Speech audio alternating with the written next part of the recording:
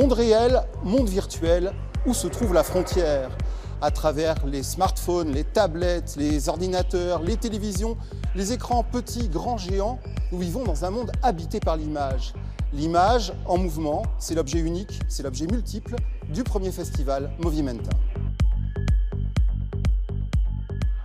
Où nous trouvons-nous ici, Estelle Massé, et à quoi riment tous ces écrans là qui sont autour de nous?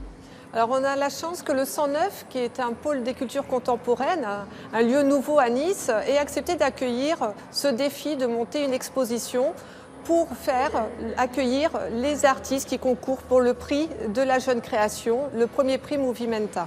Donc nous sommes au cœur d'une exposition d'art vidéo. Alors cette exposition, elle s'appelle Habiter les territoires, c'est ça? Tout à fait, parce que même si chaque artiste a son propre parcours et concourt tous pour le prix, il fallait faire aussi exposition pour qu'il y ait une unité parmi toutes ces propositions qui sont très éclectiques. C'est l'idée d'habiter des territoires qui, du coup, parle autant de la question du territoire de l'image vidéo que du territoire que l'on habite et comment habiter. C'est aussi les questions un peu transversales que posent tous les artistes. Dans le festival Movimenta, il y a les artistes bien sûr, mais il y a aussi les ingénieurs, ces gens qui inventent des images nouvelles ou de nouvelles façons de regarder les images. Ça a l'air compliqué comme ça, mais vous allez tout comprendre.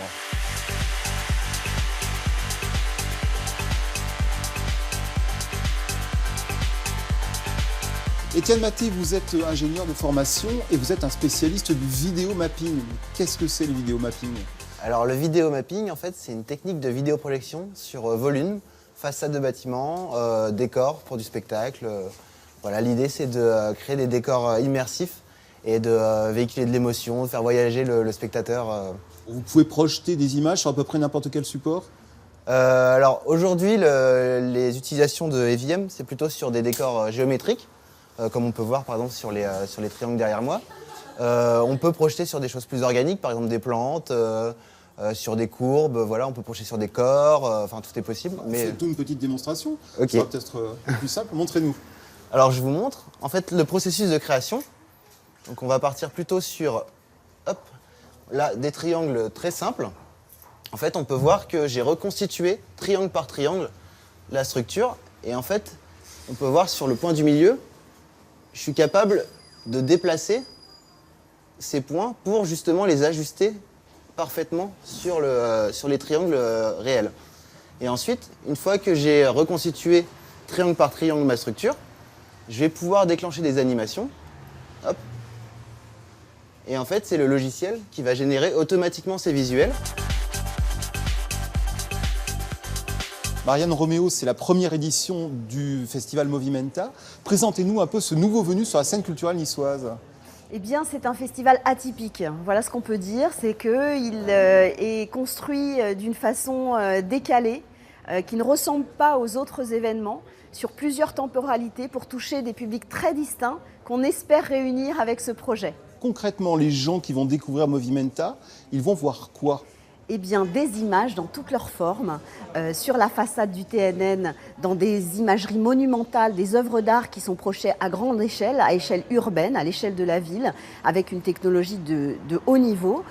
Découvrir aussi plein de nouvelles formes de faire de l'image, par exemple des livres qui s'animent, qui deviennent des sculptures, par exemple aussi des dimensions immersives, comment vivre à l'intérieur même de l'image avec des hologrammes. Est-ce qu'on peut voilà, faire avec ça et comment on peut choisir de vivre finalement dans ce nouveau monde des images en mouvement. Donc nous, voilà, on cherche à développer des productions pour les artistes, en même temps de créer des interactions productives entre les chercheurs, les ingénieurs et les créateurs. Et donc ce projet a vraiment ce principe de fond de pouvoir stimuler quelque chose sur le territoire azuréen.